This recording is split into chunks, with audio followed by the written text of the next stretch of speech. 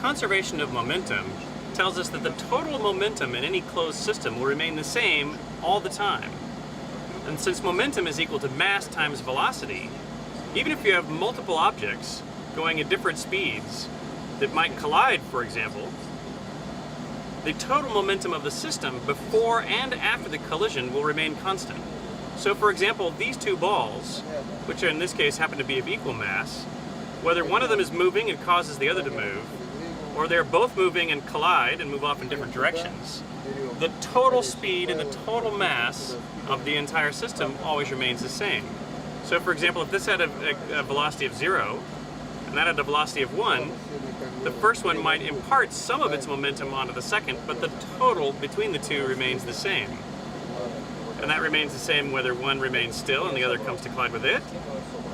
or whether they're colliding with each other. It even works, in this case I put Velcro, it even works if these two stick together, the total momentum remains the same. So for example,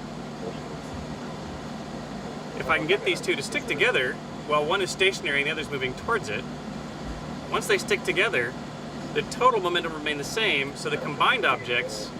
will have half the velocity of the one initially that was moving.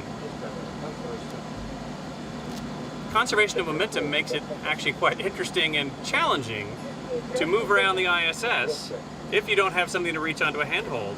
Because if you get trapped out in the middle, there's no wiggling you can do, no swimming you can do that will get you over to a handhold so that you can pull yourself to move through the station. Because no matter what I do here, if I just stay floating in the middle, I'm just going to remain here in the middle since the total momentum of the system has to remain constant.